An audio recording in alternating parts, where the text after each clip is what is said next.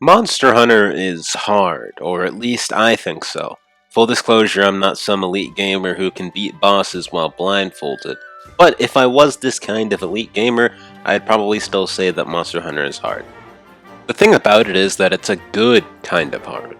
The kind of hard that entices you to keep playing for tens, hundreds, and thousands of hours.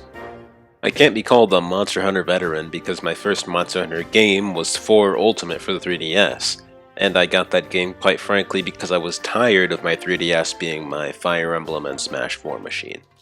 The game pulled me in with its imaginative world, cool creature designs, and ridiculous weapons. But most importantly, of course, the gameplay. I had never played anything like Monster Hunter, and the challenge that the game presented was very new to me. I easily put 80 hours into the game, but here's the kicker: I never got past the Tetsukabra. If you're a Monster Hunter 4 Ultimate fan, you probably know what this means, but to everyone else, let me put it this way. Games like this tend to have a difficulty spike somewhere, right? Well, that spike isn't until after the Tetsukabra. The majority of my 80-hour run was spent repeatedly throwing myself at the Tetsukabra over and over again. And to clarify, this really isn't how you're supposed to play the game. Not to mention that I barely understood grinding, so I was out there with my crappy armor, getting one-shotted by all his moves. It wasn't pretty. But here's the crazy part. Like I said, I played for 80 hours. That was not 80 hours of misery. I was really enjoying myself. Losing in Monster Hunter is fun, actually. I mean, not as fun as winning, but it's fun.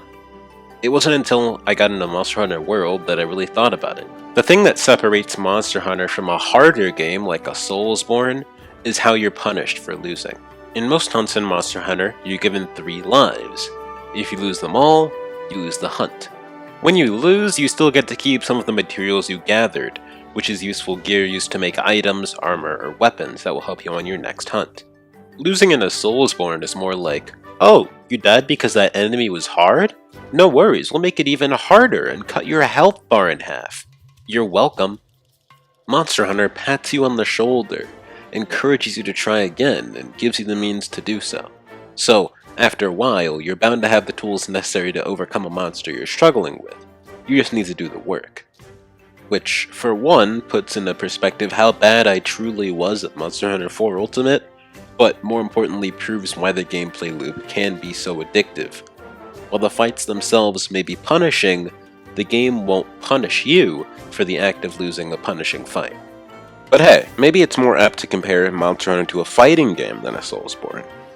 I know that doesn't sound like it makes a lot of sense, but just bear with me for a moment. There are 14 different weapon types in Monster Hunter World, each with its own applications, movesets, and playstyle, unique from one another. Picking which weapon to main is difficult enough, but figuring out the complexities of each weapon is another, lengthier trial entirely. Sound familiar?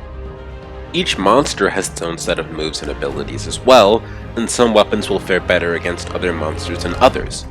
The only way to know that is by paying attention and familiarizing yourself with the monster's habits and weaknesses, so you can take it down as efficiently as possible.